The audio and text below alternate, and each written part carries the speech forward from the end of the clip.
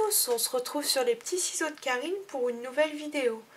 Alors vous avez pu remarquer que depuis une bonne petite semaine, voire 15 jours, parce que je ne sais pas quand sortira cette vidéo, il y a eu un petit trou dans mes publications, je vous en ai pas parlé, mais j'ai subi une petite opération, enfin petite, une bonne opération chirurgicale le 15 octobre, c'était prévu.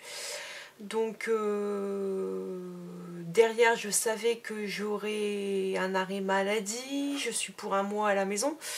Je pensais peut-être pouvoir, je savais qu'il y avait un petit trou, qu'il me manquerait une vidéo certainement ou deux. Je pensais peut-être pouvoir la tourner à mon retour à la maison, mais en fait il s'avérait que j'avais un petit peu présumé de mes forces. C'est une opération que j'ai choisi, hein, qu'il n'y a pas de souci, je veux dire, j'ai pas un grave problème de santé, tout s'est très bien passé, mais ce qui se passe, c'est que en fait, c'est aussi une opération qui met ensuite, dans les suites post-opératoires, un bon état de fatigue. Donc du coup, j'ai du mal à scraper, pourtant j'ai toujours l'envie d'y aller, mais au bout d'une demi-heure que je suis à mon bureau, je fatigue, je suis obligée de m'arrêter. Parce que ça va pas. Donc je fais ça par petites séances maintenant et j'ai quand même réussi hier, je l'ai publié sur les réseaux sociaux d'ailleurs, à réaliser une petite carte. Voilà. Que je trouve assez sympa. Donc c'est une carte dont j'ai suivi un petit peu le tutoriel de la magie des étampes. Elle avait publié ça il y a quelques années, sous une forme complètement différente. C'était pas du tout une carte de vœux, il y avait des fleurs, elle s'ouvrait dans l'autre sens. C'était un petit peu différent, mais j'ai repris quand même plus ou moins l'idée. Donc je vous mettrai le lien de la vidéo en barre d'infos, c'est normal. Surtout que sa chaîne YouTube est vraiment et son site internet sont vraiment très très bien, c'est une vraie mine d'or. Donc je vous conseille d'aller la voir. C'est une québécoise. Donc voilà, qui est démonstratrice Stampin' Up depuis, je dirais, plus de 10 ans apparemment. Je sais même pas si ça fait pas 15 ans. Donc voilà, moi quand on voit que moi ça fait tout juste 2 mois, 3 mois, ça va faire 3 mois. Donc il faut bien démarrer. Donc moi je suis toute nouvelle. Donc voilà, donc je vais vous montrer l'intérieur. Donc là c'est mon prototype, il y a quelques petits défauts de colle qui a laissé des traces, mais c'est mon prototype pour moi, je voulais faire l'essai. Et voilà l'intérieur. Donc en fait c'est une carte un peu origami. Voilà. Et c'est assez sympa. Donc on a la place ici à plat pour bien écrire notre message, nos bons voeux, ce qu'on veut. Là j'ai tamponné joyeuse fête. Sinon c'est du tamponnage avec le jeu tourbillon de flocons. J'ai utilisé ce tampon là que j'ai embossé en doré à la Versamac, excusez-moi, et avec du doré. Ensuite j'ai fait des découpes dans du papier pailleté doré avec le jeu blanc de givre. J'ai utilisé cette découpe qu'on retrouve ici.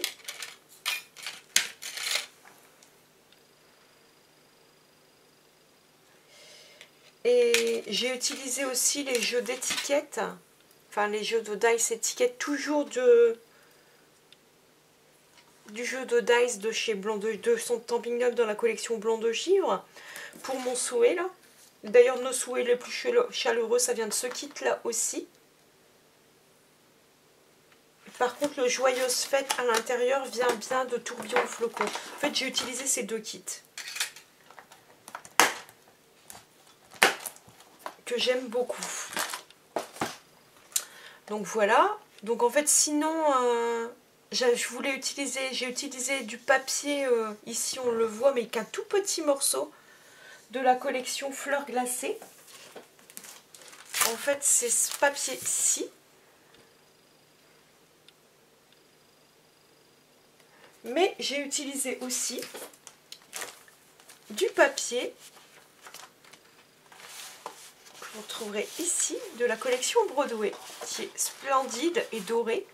Bien sûr, le recto ne pouvait pas convenir pour une carte de fête, mais c'est pas grave, parce que justement, j'ai collé au dos mon papier blanc de givre, afin que quand je le retourne, la couleur apparaisse avec des branches un peu de sapin, des baies un peu givrées, quelque chose qui fasse plus hivernal, ou Noël en fait, décembre. Donc voilà comment pouvoir recycler du papier d'une autre collection quand la face, la face avant convient bien, mais la face arrière ne convient pas. Donc voilà, donc sinon c'est un cardstock, je pense que c'est du melon mambo, si je dis pas de bêtises, qui a un peu un coloris un peu framboise. Et framboise et doré, ça me fait penser un peu au fait, c'est pas un rouge trop foncé, je voulais quelque chose d'un peu plus pétant. Et je trouve que ça fonctionne plutôt bien. Donc j'espère que ça vous plaira. Je vais en faire un autre modèle, je vais vous montrer... je ne vais pas refaire la carte entièrement avec vous. Je vais vous donner les dimensions. Et puis vous expliquer comment j'ai procédé. À savoir que les dimensions sont en pouces. Donc pour la page intérieure, ici, il faut une feuille de 8 par 8 pouces. Donc je peux vous donner la dimension à peu près en centimètres, mais en sachant que c'est plus facile parce que c'est des chiffres ronds en pouces. 8 pouces, ça fait 20,4, 20,3. Voilà. Donc si ça peut vous donner un repère, si vous êtes sûr de ne pas vouloir vous tromper, mais je vous conseille vraiment, si vous avez un massicot, d'ailleurs le massicot Stampin' Up qui a les deux, c'est beaucoup plus pratique de choisir 8 pouces, d'avoir un chiffre tout rond.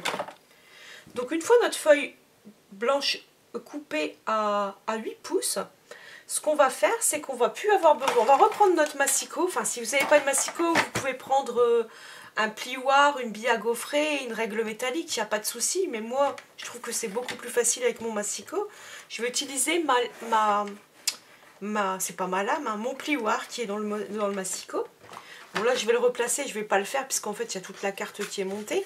Normalement, votre feuille blanche, vous la mettez en diagonale en faisant attention. Je vais essayer de zoomer. Donc on vient placer la pointe ici. Je suis hors champ. Très bien. Voilà. La pointe dans la diagonale. Enfin on a ici le cran où ça découpe. Donc l'espèce de petite goulotte. On vient placer notre pointe et notre autre pointe à l'opposé.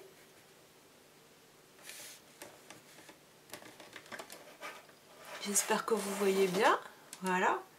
Et ça nous permet de tirer une diagonale avec la lame de pli.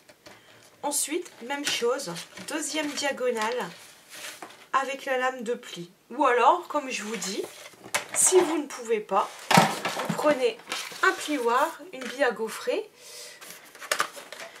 avec par exemple l'outil touche à tout de Stampin' Up qui est vraiment très bien. Dessus, il y a une bille à gaufrer. Et dans ce cas-là, vous prenez un réglé métallique, vous vous placez dans la diagonale et vous marquez comme ceci avec ceci. En fait, sur cet outil, il y a le choix avec deux billes à gaufrer. Ou alors, il y a un autre outil avec une spatule ou un poinçon afin de percer le papier.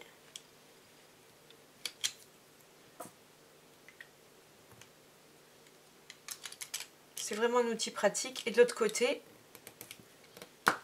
il y a un outil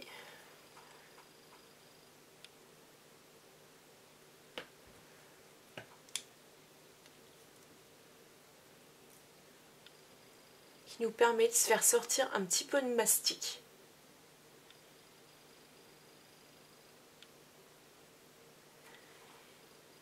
Voilà.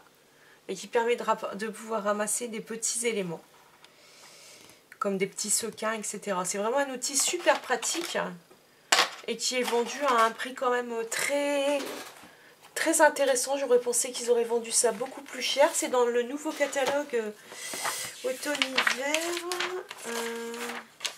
Le tout, c'est que je retrouve où est-ce qu'il est situé. Ah, ici, il est vendu 12 €. Donc si jamais ça vous intéresse, n'hésitez pas. Il est vendu déjà avec une recharge de mastic. Et si jamais, bien sûr, les recharges se revendent par deux, ça se 4,25 € la recharge. Enfin, les deux recharges, parce qu'il y en a deux dedans. Donc voilà. Et on n'utilise vraiment pas beaucoup parce qu'on peut utiliser plusieurs fois jusqu'à temps que ça soit plus collant. Quand le petit morceau qui est sorti n'est plus collant, on l'arrache, on le jette et on ressort un petit peu de mastic. C'est vraiment très pratique. Donc vous pouvez, avec la bille à gaufrer, moi c'est celle que j'utilise quand vraiment je veux utiliser. Donc il faut faire les deux diagonales et n'importe quel sens, hein, ça n'a pas d'importance selon comment vous allez plier après. Il vous faut aussi un pli au milieu. Enfin, une longueur, on va dire. Donc en fait, c'est à 4 pouces. Parce que notre papier fait 8 pouces. Donc il faut tirer une ligne à 4 pouces pour avoir un pli ici. Par contre, il ne faut surtout pas en faire un dans l'autre sens. C'est vraiment la diagonale et le pli. Une fois qu'on a fait ça, ce qu'il va falloir faire, c'est faire à chaque angle un petit carré plié. Je ne sais pas si vous voyez bien. Je vais essayer d'éloigner cette lumière, parce que là on ne voit plus rien. Ah si, on voit peut-être un peu mieux. Regardez, à chaque angle, j'ai un petit carré de 2 pouces qui est plié. Donc il faut faire des plis à 2 pouces ici, à 2 pouces ici, à 2 pouces ici, à 2 pouces ici. Alors avec le massicot, c'est pas bien compliqué, puisqu'en fait sur notre petite lame, vous pouvez voir qu'il y a un petit pic. Donc il suffit, alors moi bien sûr c'est un massicot français, donc en fait mes mesures ici sur le réglé ne sont pas en pouces. Mais il suffit de regarder 2 pouces sur mon massicot ici, ça fait 5,1. Donc on va jusqu'à 5,1 ici et je fais mon pli. Je me replace à chaque fois à 5,1 et je fais mon pli. Ça me permet de ne pas aller trop loin. Et comme repère, en plus de ça, on peut voir que ça vient croiser notre diagonale. Le carré vient s'arrêter à la diagonale qui est ici. C'est le point de rencontre. Donc voilà. Ensuite, on plie. Donc on fait tous nos plis. Là, je ne peux plus le faire parce que c'est collé. Mais on vient faire marquer nos diagonales, marquer notre longueur, marquer les petits carrés. Et après, vous allez voir en fait que ça se plie tout seul.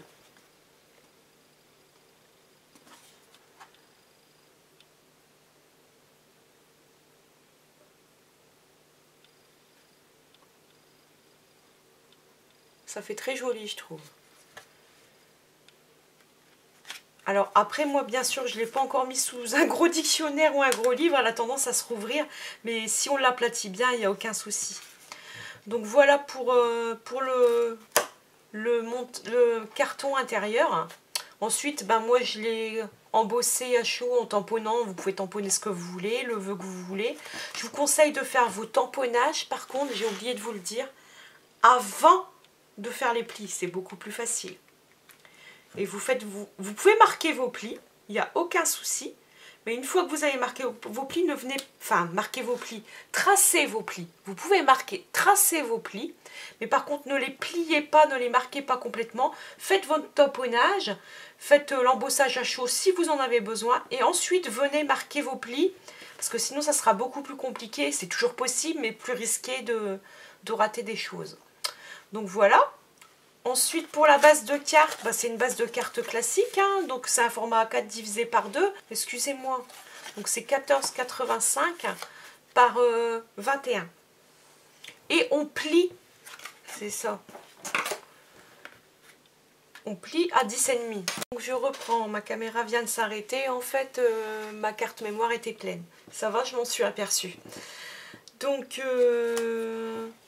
voilà, je vous ai donné les dimensions et les pliages pour le papier intérieur. Je vous ai donné les dimensions pour la base de carte. Hop. Quelquefois, quand on l'ouvre vraiment fort, ça arrive que quand on replie, le petit carré extérieur se met sur l'envers. Il suffit de redonner un petit coup et puis voilà. Donc ensuite, pour l'étiquette, vous pouvez choisir n'importe quelle dice ou quelle perforatrice pour mettre l'étiquette avec le souhait que vous avez envie. J'ai aussi utilisé ma perforatrice berceuse étoilée pour récupérer les petites étoiles en fait que j'ai collées en doré. Sinon, il me reste à vous donner les dimensions du papier décor. Donc, qui fait 10 par 14,2. Alors si vous choisissez un papier décor recto verso et que le verso, quand vous allez le replier, si vous choisissez de faire un pli comme moi bien sûr, hein, quand vous allez le replier est un papier qui correspond au thème que vous avez choisi pour votre carte, il n'y a aucun souci. Vous avez besoin d'un seul papier de 10 par 14,2. Si jamais il y a un souci où vous voulez changer le décor, le recto, enfin le verso de votre papier, il vous faudra 2 papiers que vous collez l'un sur l'autre afin d'avoir le décor que vous souhaitez qui apparaisse sur le dessus. Donc voilà, et ensuite des découpes que vous souhaitez. Il suffit de coller le papier, de faire un pli. Moi, ce pli, je l'ai collé avec des petits dimensionnels, des mousses 3D en fait de chez Stampin' Up, des petits hexagones en 3D. Ça permet de donner une petite dimension au pli qui ne soit pas complètement compacté sur le... Et on voit bien qu'il y a un petit relief. Voilà.